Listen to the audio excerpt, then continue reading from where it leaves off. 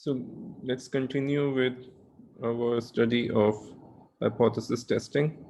And now we are doing hypothesis testing for two populations.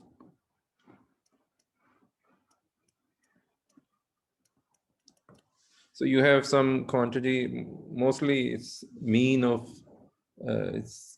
it's mean of some quantity which you want to compare for two population. So for example, you have population 1 here, population 2 here.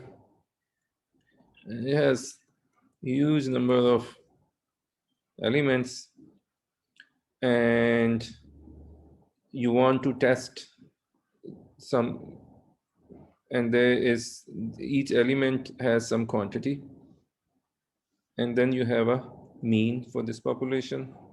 Similarly, there's a mean of the same quantity for the second population. And you want to see, like it's a very common problem that you want to test that which mean is bigger and which is smaller. So for example, it could be that you are testing for the effects of a medicine, and you have a certain way of quantifying those effects. Each member of the population has a slightly different response, and you're assuming that the response is normally distributed. So you have this, as usual, a normal distribution in the population. But you have a certain mean, a mean response. To the second population, you give, for example, a different medicine. And similarly, you will have another response.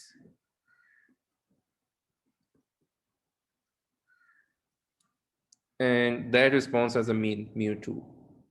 So you want to see that which one is better. So for example, you can do by computing this difference. Mu2 minus mu1. You can, for example, take the null hypothesis that this is 0. This implies, this is same as the null hypothesis that the two means are same, that there's no difference between this medicine and the other one. This you can test against some alternative hypothesis that mu2 is better than mu1. So you will have mu2 as a higher mean compared to mu1. So mu2 minus mu1 will be greater than 0. Similarly, I can have, for example, suppose if I want to prove that medicine 2 is better, I can take my null hypothesis to be this. What does this mean? This is mu2, the medicine 2 is equally as good as medicine 1 or it's worse. The response is same or worse. And I can test it against the null hypothesis, the alternate hypothesis that mu2 minus mu1 is greater than 0. Right? So this kind of problem we want to deal with. We have done exactly same kind of problems when we were putting the confidence interval on the difference of means. So it's the same idea, same kind of probabilistic arguments are used. It's just that you report the result differently. You are trying to, from the data, you are trying to say, answer a slightly different answer, a slightly different question.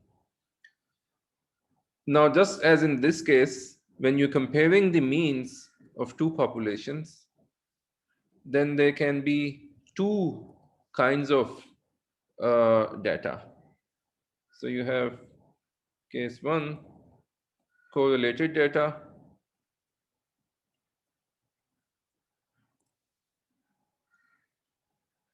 So what is a correlated data? Where you have these population and you want to do this kind of a test. You do the test using a sample.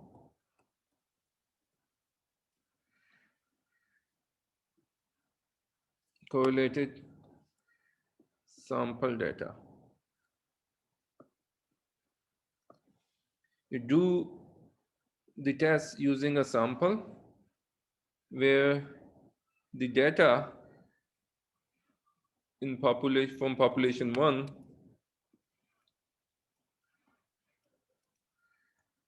is correlated or is not independent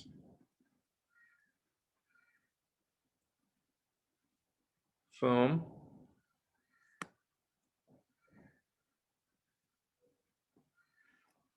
the data coming from population 1, population 2. So for example, if I go back to the the example we considered when we were doing putting confidence interval on difference of two populations means, if I take same kind of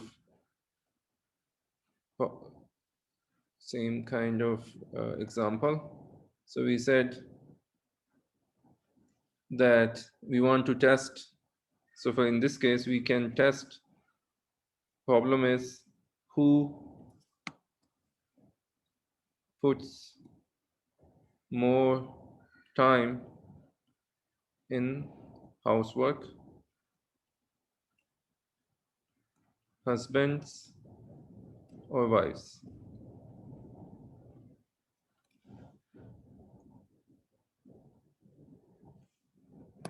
So now you have two populations. One is the population of men and one is the population of women. And you're picking sample from those population. If you pick the sample so that you have husband and wife from the same couple, that would be correlated, because this member, you have these members in your sample,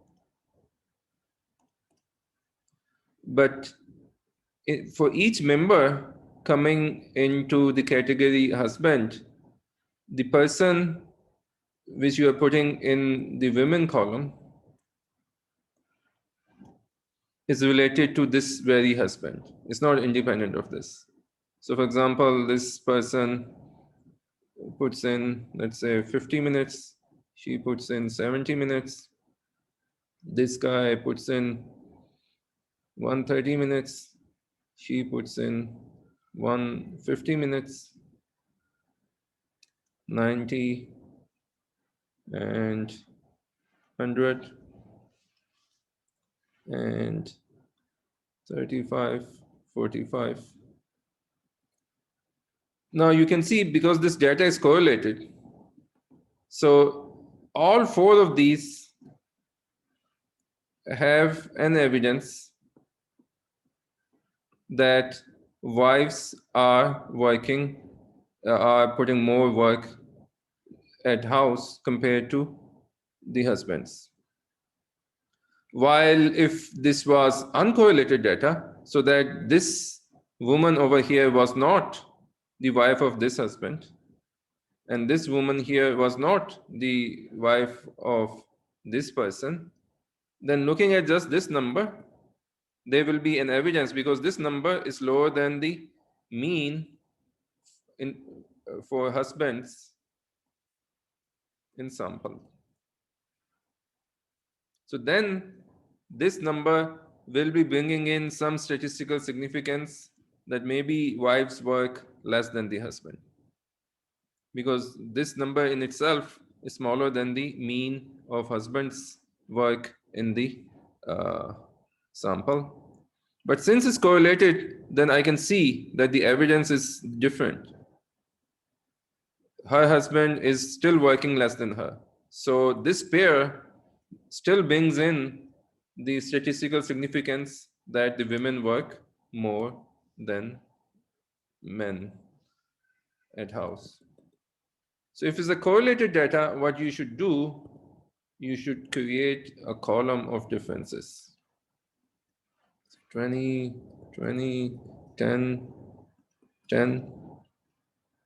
And it's the difference column which matters. And it's the difference column on which you do your statistical analysis.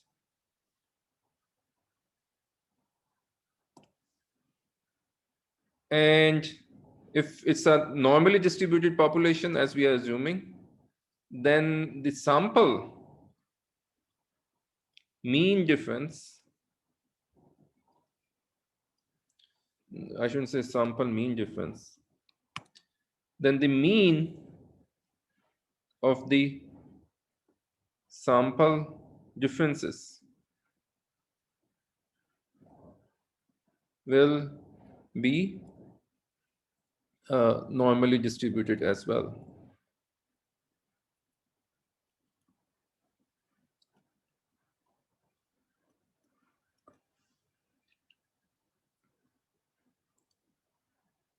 So it's normally distributed.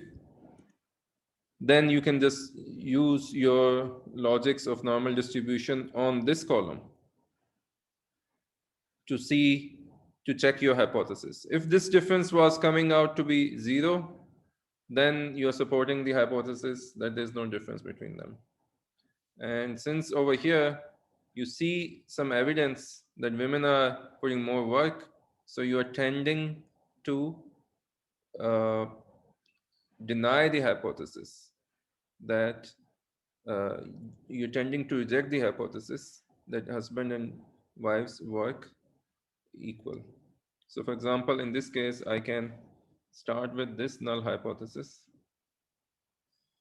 that mean hours put by husbands minus mean hours put by wives is greater than or equal to 0. Because if then it's not, this null hypothesis is true, then either they put equal work or men put more work. And I can test it against this hypothesis.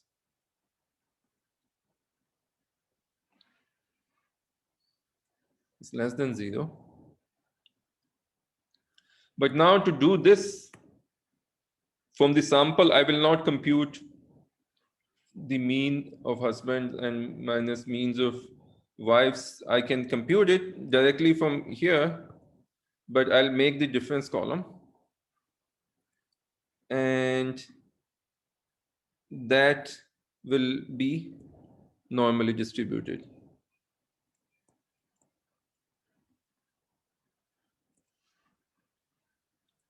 It will so happen, well, it's just simple arithmetic, that if you compute the sample mean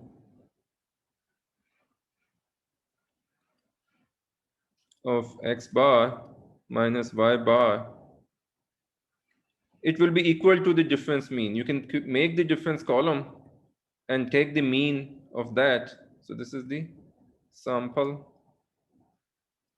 difference mean.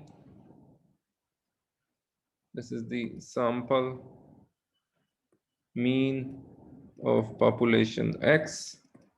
This is the sample mean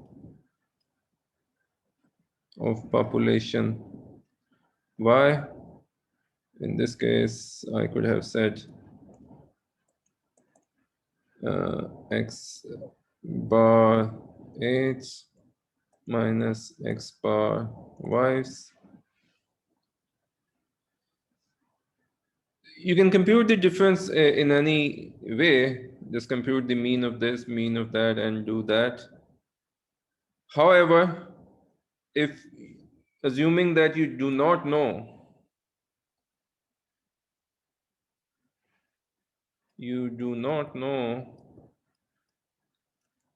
the standard deviations in the population, that would not matter. In this case, you can use the t-distribution, but do the t-distribution using what sample? For t-distribution, you need the sample variance. So you don't need to compute this variance or that variance. This sample variance will be used. Compute the sample variance of the difference column. Because the difference column is already normally distributed.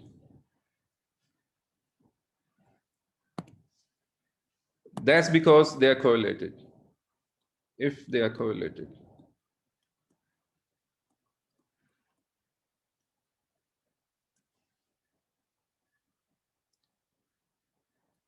So then it's really like the usual story. So suppose you have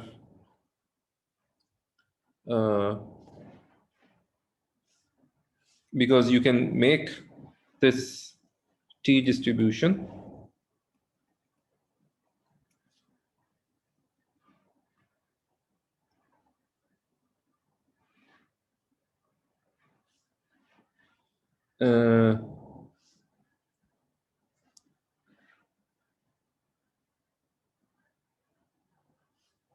wait.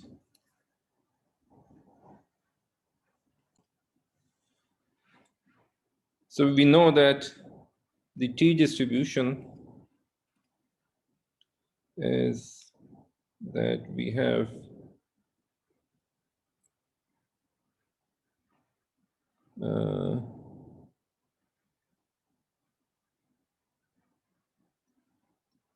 you have a mean.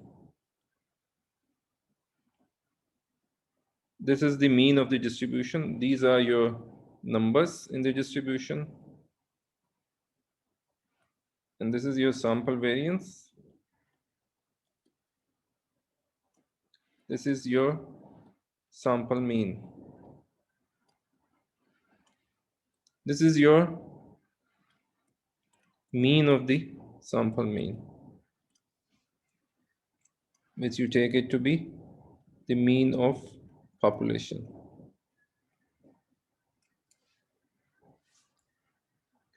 Now in this case, your hypothesis. So for example, if I start with this hypothesis, that I have two populations, population X and population Y, and my starting hypothesis is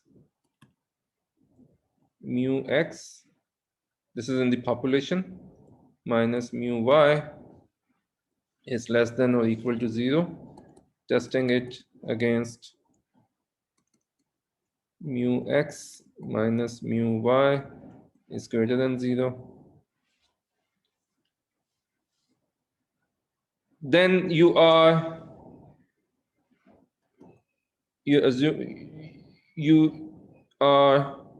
you have your true mean on this limit. You're assuming that mu X minus mu Y is 0. Given this, so your t variable over here, t variable is constructed from the difference column.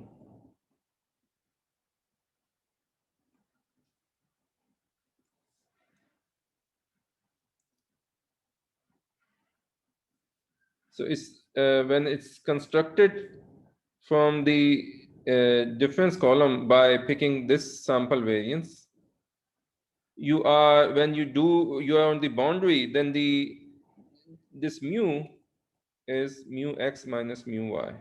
So that's 0.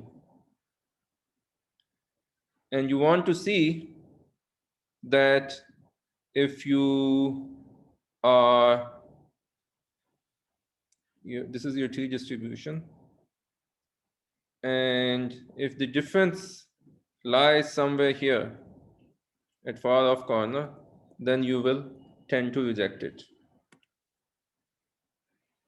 Sir, why would we reject it? Well, see, this is your null hypothesis.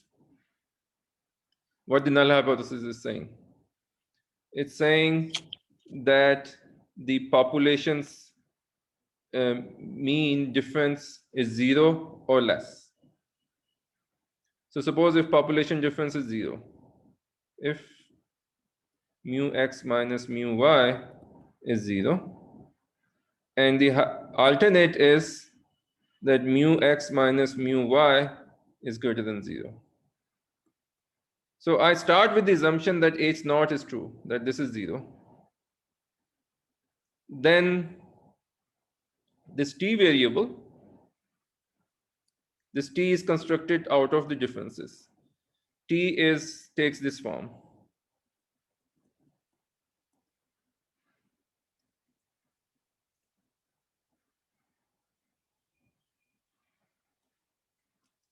Under root n.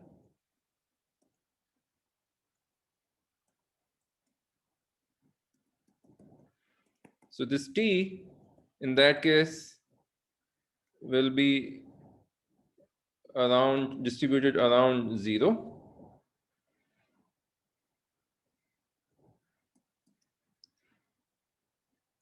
What you are saying is that the average value of t is 0 if mu x minus mu y is 0. If in the population the difference is 0, in the sample, the difference of the means, which is this difference of sample means, will also be distributed around 0. So you have a chance that you can get a number here. That would mean that this difference, which is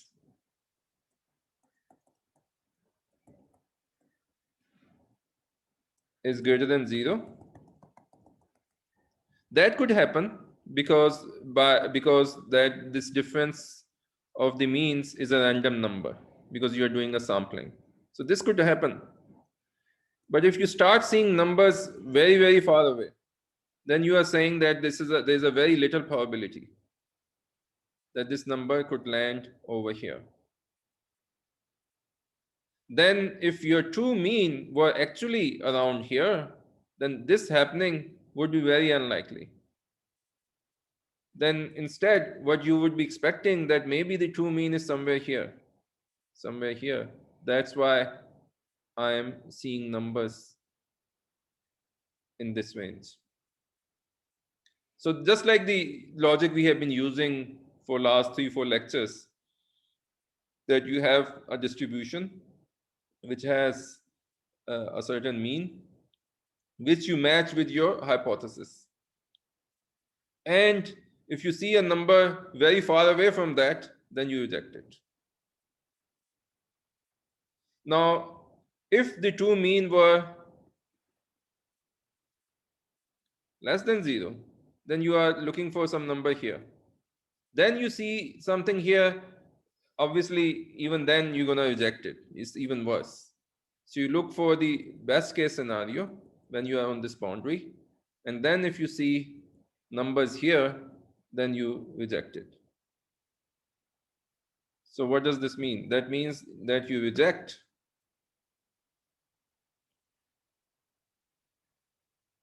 H naught if the value of this t variable is larger than a critical value. So this is your t variable.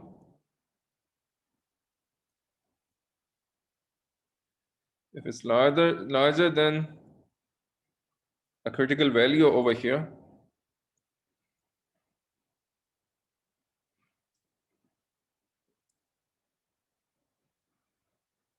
then you reject.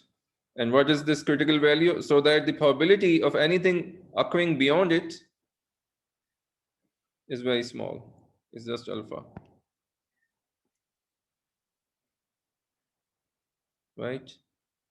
So you reject if this is true, where as usual, this is how you define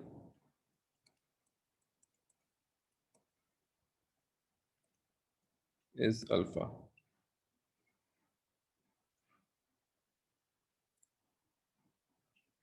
And then you can do the test on the other side as well. If you are expecting this difference which you have created, d bar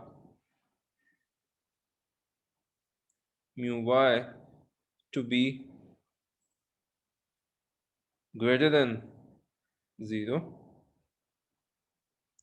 First it was less than 0. Now you're assuming that it's greater than 0. Then things are naturally occurring here. This is the boundary. And if you see a number, the alternate over here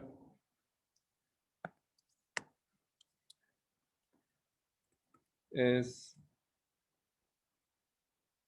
this is H naught.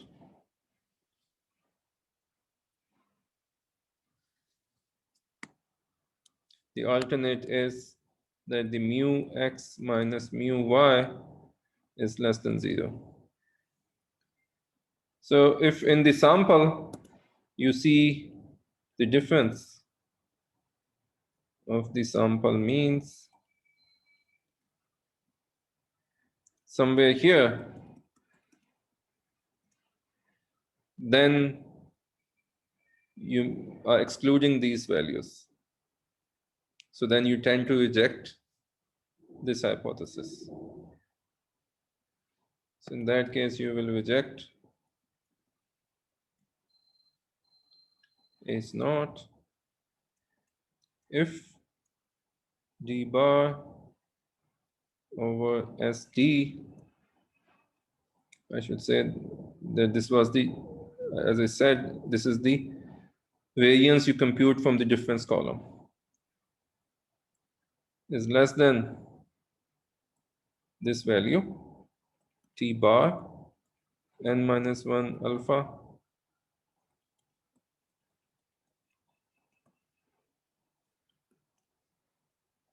where probability of t being less than t bar n minus 1 alpha is equal to alpha, which is same as probability of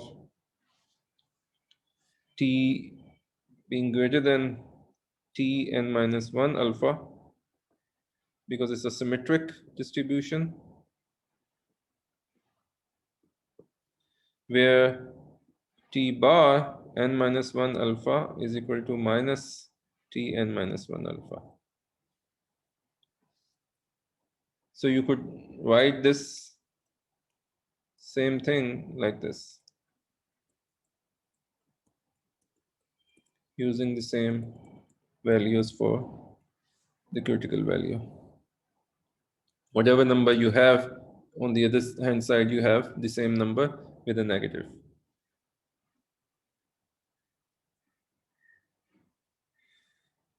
Similarly, you can do the two-sided hypothesis, nothing different.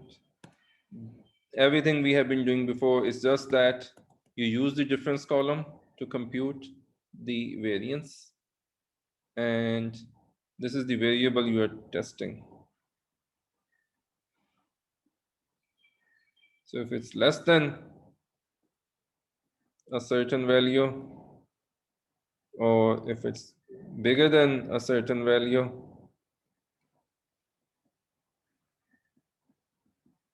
then you reject. So H naught is exact, mu x minus mu y, they are same, and the alternate is their difference.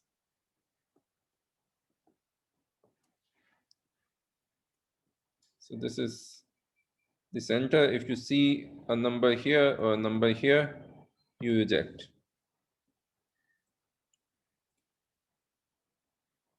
Now, what if the data is not correlated?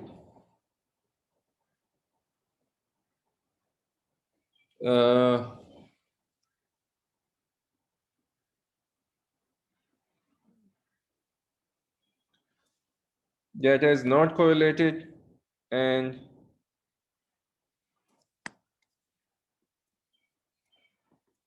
if data is not correlated, then you cannot do the analysis on the difference column, because the entries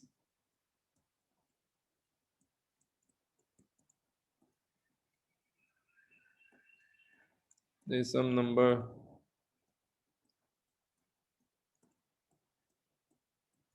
these two have no relation. So you have to compute the mean here. You have to compute the mean here. And then you have to do more to construct your desired variable, which is normally distributed or distributed according to t, something like that. So for example, if data is not correlated and you know the population variances for this population, let's say this is sigma x, and for this population, let's say this is sigma y, then we know, just like we did when we were doing similar problems for the confidence interval, you have this thing. This is a normal variable.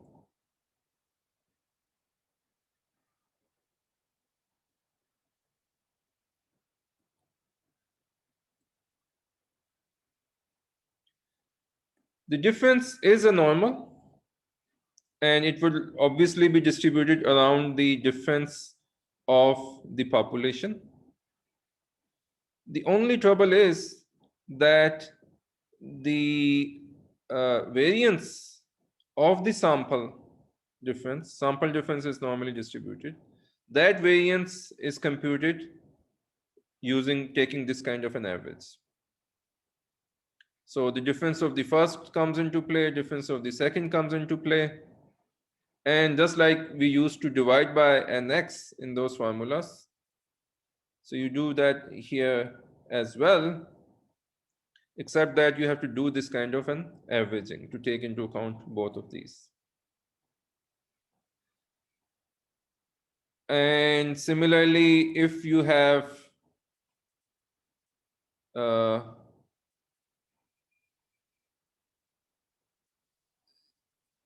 you don't know the sample, the population variances, then what you can do is the following. If I just recall that what we did, we said that if you don't know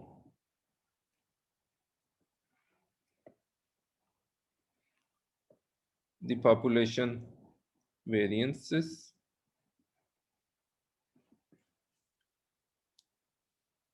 then I can construct the t variable. So whenever you don't know the population variance, the t variable comes into play. and this is the t variable. Since you will be testing against when this value is 0, so the mean is 0. And the sample variance, since they are not correlated, you cannot take the difference and compute the variance here. You compute the variance of the first sample and compute the variance of the second sample. A large number over here has no effect on this. So it only contributes to the variance of one column. Similarly, some number here has no effect on the other. They're not correlated. You cannot take a difference and assume that the differences are normally distributed. So you compute their own variances. And this is the t variable which comes into play. But we know that the t variables, they also have a index, which we most of the time we used to take it n-1. But when we have these kind of two columns, just like we did in case of similar problems when putting confidence interval, this nu will be given by a mess of a formula, sx square nx plus sy square ny whole square sx square over nx whole square over nx minus 1 plus sy square over ny whole square over ny minus 1. It won't be an integer all the time, but you round it off to the nearest integer, and that you put over here. And this t then you use for hypothesis testing.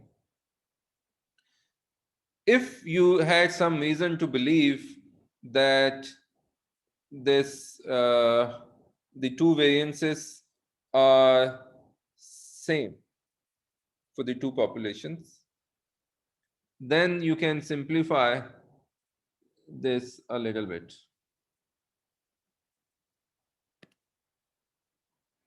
If the variances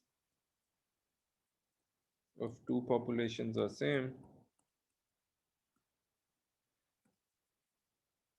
then you first compute this combined variance by taking a kind of a weighted average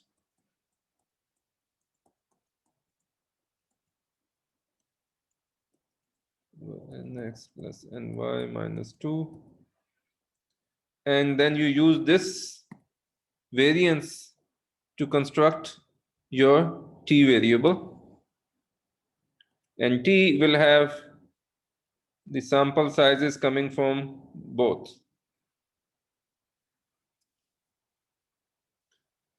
And this will again be just x minus y bar, and you take the average of this variance.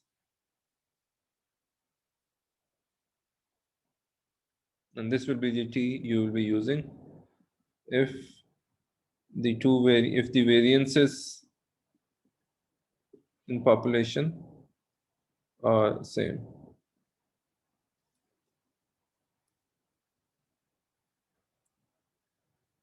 In each case, depending on what you are assuming for h naught. H naught is mu1 minus mu2. If you are assuming it to be less than 0, and h1 is then that mu1 minus mu2 is greater than 0, well, let's call them x and y. Then obviously, if you see a t value far away from 0, then you reject against this. It's just every time you're using the same logic. It's just that how you compute your t's, they are different in each case. So like when we were doing that example, let me give you example of, I'm not gonna compute in this example, just to give the logic. So we were doing this, that you have whipped horses, non-whipped, and we want to know that what is the effect of whipping? Does it increase the speed? So for example, what they can do, take sample of, let's say, 20 horses.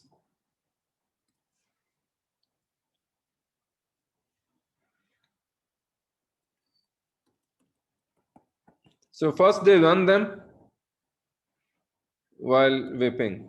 They'll get some numbers and an average speed.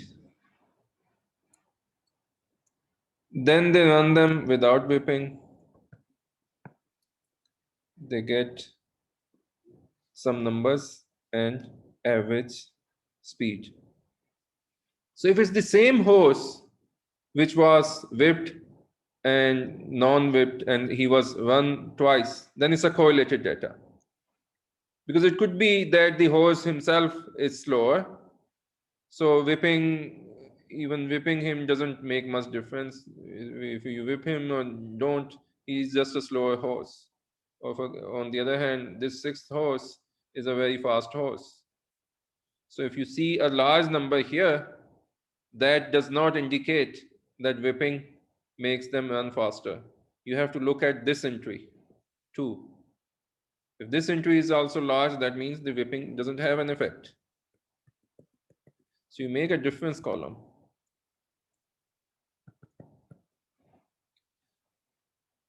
From this difference column, it's not very necessary. So difference is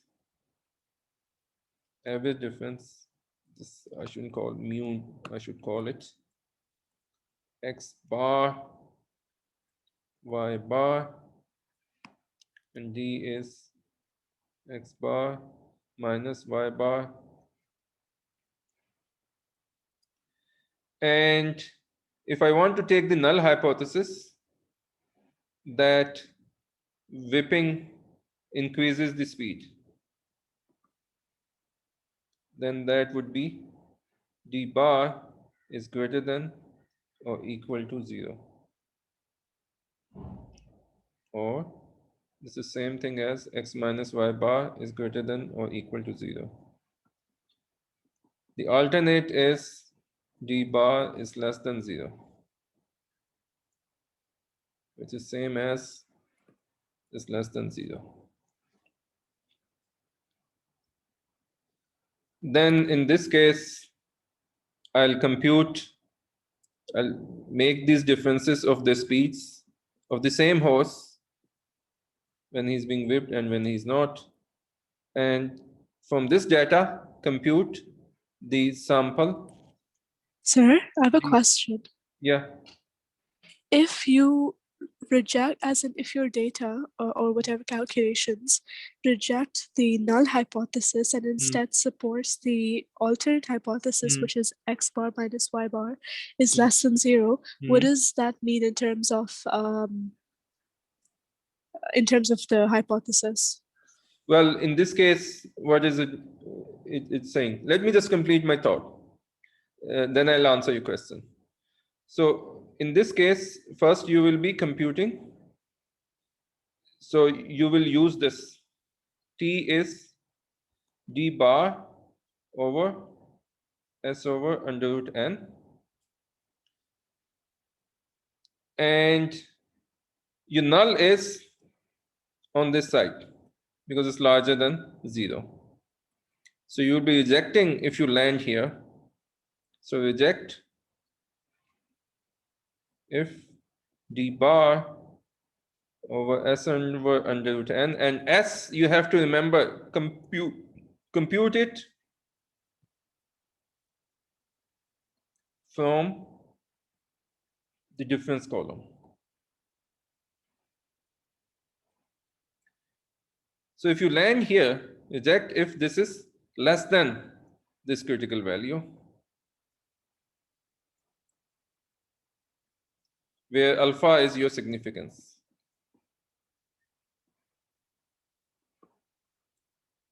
Which you choose yourself, let's say 5%. Then you will reject it. But what does it mean that you reject it? So for this example, since I took the null hypothesis that x bar is greater than y bar, that means I assumed to start with that the whipping the horses increases their average speed, because this column had the average, at the end I had the average speed of the whipped horses in a sample. So I have to make a leap of faith to extrapolate it, not leap of faith, a leap using statistics to extrapolate it to the population. But what it is saying is that the average speed of whipped horses is greater than the average speed when the horses are not whipped. So whipping increases the speed. But if I reject it, that means whipping does not increases the speed. Actually, I have the alternate hypothesis that it's reducing the speed. So then you will be having an evidence that whipping is actually bad for increasing the speed of horses. On the other hand, if I had chosen this hypothesis, d bar is less than 0,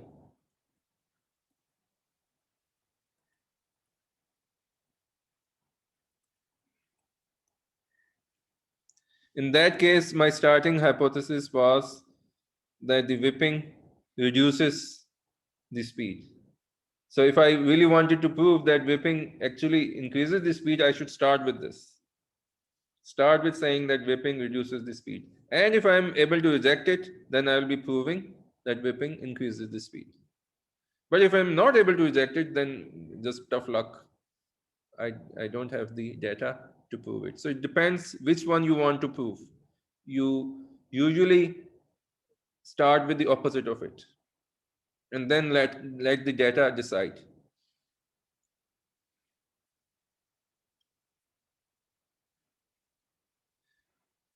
So is it clear? Or is there another question, Zara? Yes, sir, it's clear. Okay, now, if the same experiment I was doing, but instead of taking one horse and running him twice, once whipped and once non-whipped, I just take 40 horses. So I just follow 2 races. In one race, all the horses are whipped. In the other race, none of the horses whipped. And then I compute the average. Now this is uncorrelated data because this horse has nothing to do with this horse.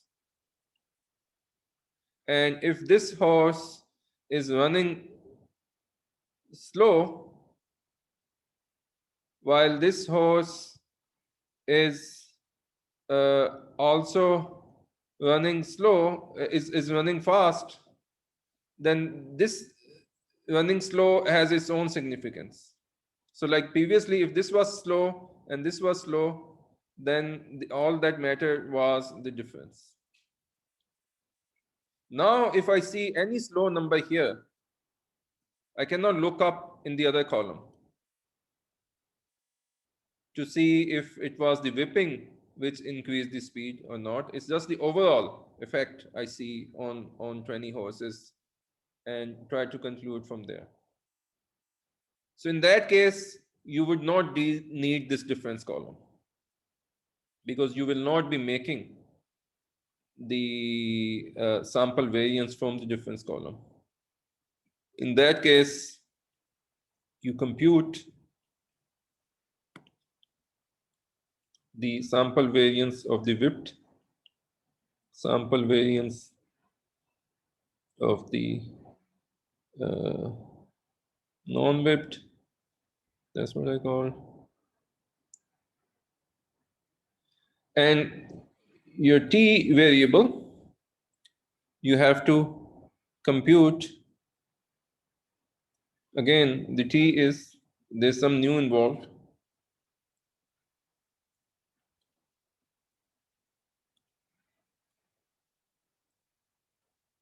So this is just the difference. Difference is just computed in both cases just by taking the difference of the means. And you do it by this average of the two.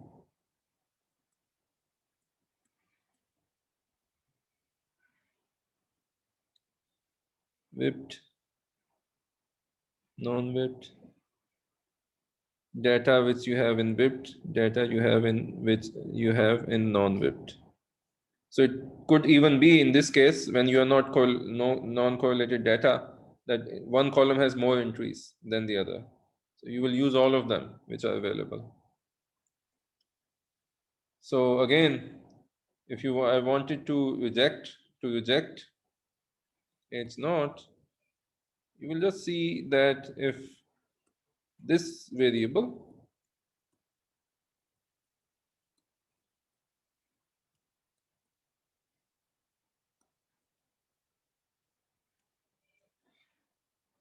is much bigger, well, I had this h naught, so much smaller, not much smaller, smaller than the critical value.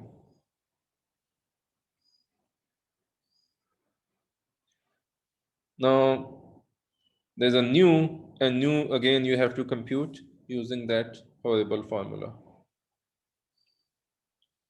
And in all these cases, you can again compute the p-value of the significance of the test.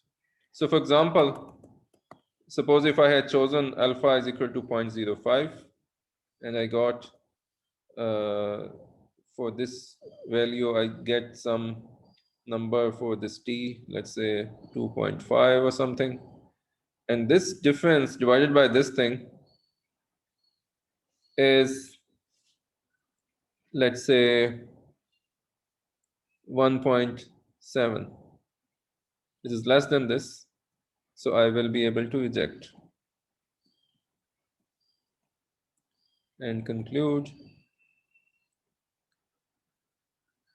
whipping decreases the speed with a significance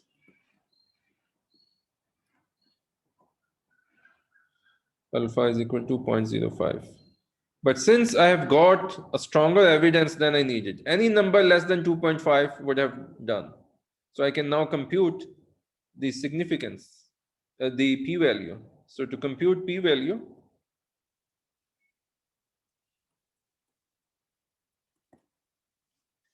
you compute this number 1.7 and put t, whatever number you got from data, compute d bar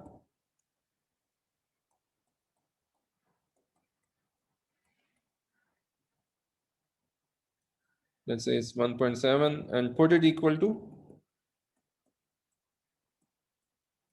the critical value here. So then you assume that critical value is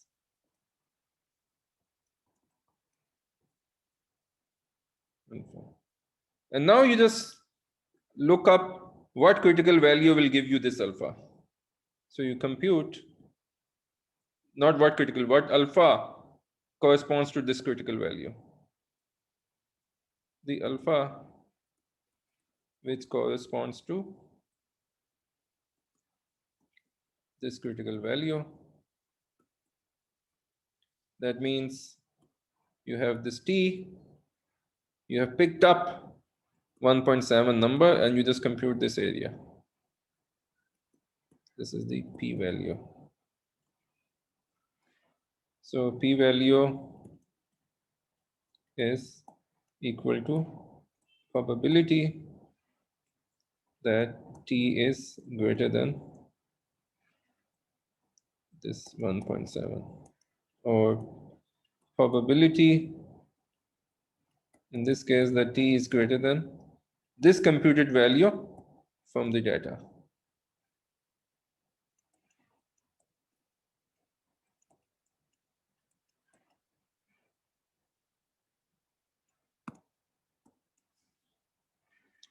And similarly, you can use the same logic in all previous cases. Maybe we can try to do one or two examples.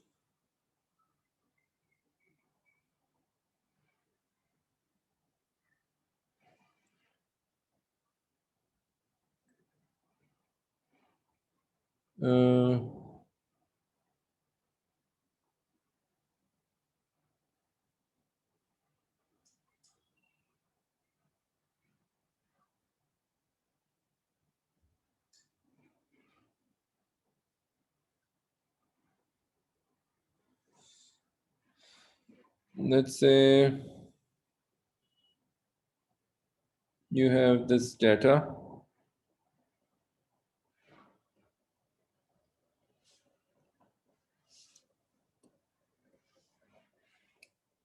of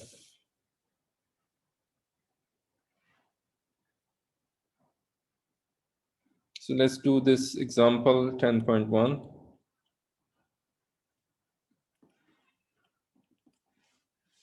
So in this one, they're giving some feed to turkeys, and there's a old feed and a new feed. And then they look at the weight of the turkeys after, let's say, a month on each feed. And they have, for the same turkey, they reach a maximum weight on two different feeds. So it's the same turkey, turkey 1, 2, 3, 4.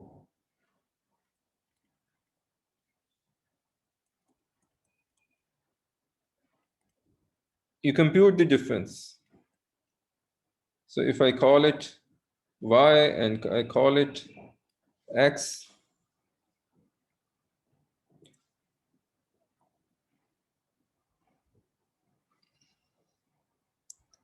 and I compute these differences, there's a big column over here, and if I do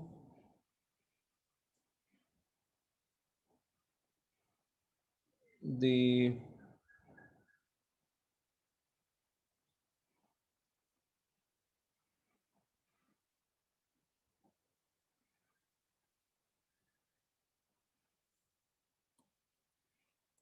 so I need this number. I'm not gonna go to the SPSS and put in, type in all this data. So let me just copy these values which they have computed in the example.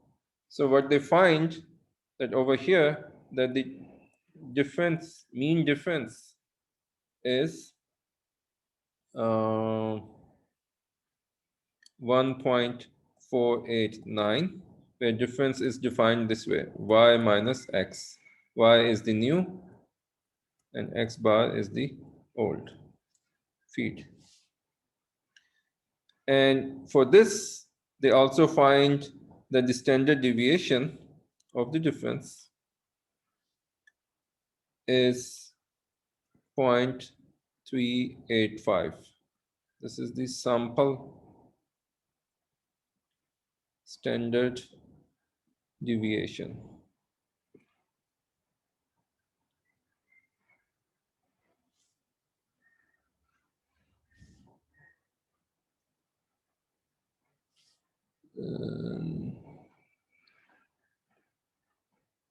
Mean, okay. So given this, we want to test, get evidence that the new feed is better in the sense of increasing the weight. So if you want to prove that with a certain significance, you start with this hypothesis that this difference of new minus old, you want to start with that the new feed is worse, is equal to 0, either it has no effect or it's worse. Its mean is smaller. The mean weight of turkeys on the new feed is smaller than the mean weight of turkeys on the old feed. And using the correlated data, the same turkeys were given this. If it were not true, then we will have to use different formulas. Now, if this is your then starting, then your alternate is that this d bar is greater than or equal to 0. So that means you're going to land here to reject it. So reject if this t like variable is greater than, at alpha is equal to 0.05,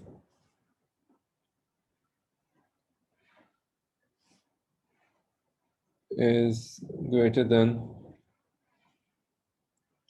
t. In this case, the sample has 25 turkeys, so it would be 24.05. This critical value, which you compute by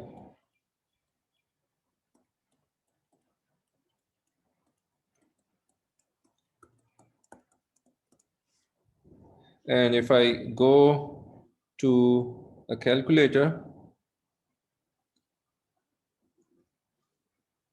or if I go to my SPSS, let me just compute it. It won't show on the screen, but let me just compute it.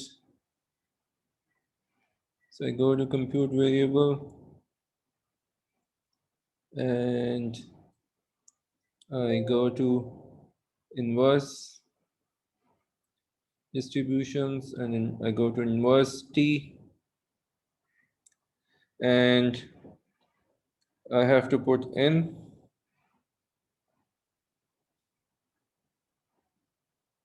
the degrees of freedom and the cumulative probability. In this case, this is same as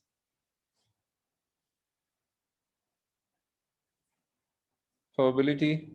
This I can get the same value by assuming is equal to 0.95, because this is the critical value. If this is 0.05, then this is 0.95. So I get a number 1.71.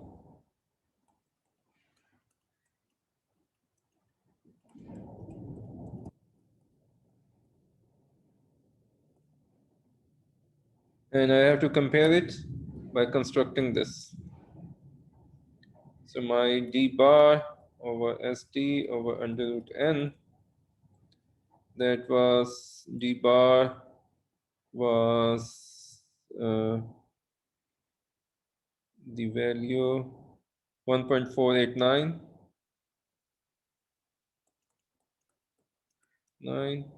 over 0.385 divided by 5. So I get 0.385 divided by 5 divided by 1.489, and then I invert it.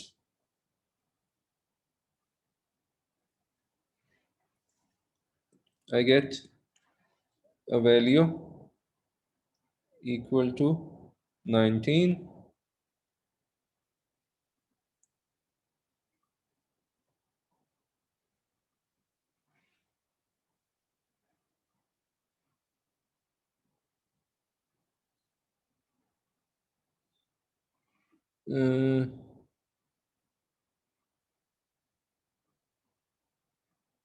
So there's huge evidence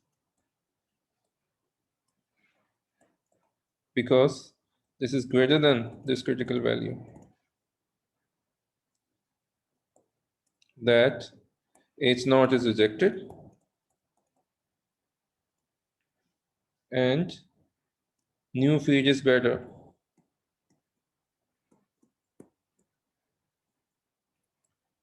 because H1 is accepted.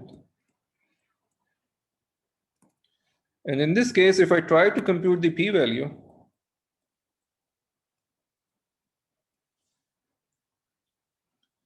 so it would be probability that my t variable 24, t with 24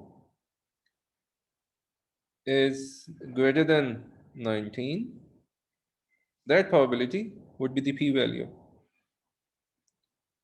But you can check if I put 19 t variable acts pretty much like the standard normal. So in the standard normal, once you go to 5 or 6, your probability is almost zero. Well, exactly zero. You'd see a number after 6 zeros, then you see a 1. So with a 19, it's practically zero. So p-value in this case is, well, at least to 5 or 6 decimal places is zero. So that means almost no chance of this conclusion being wrong. So is there a question?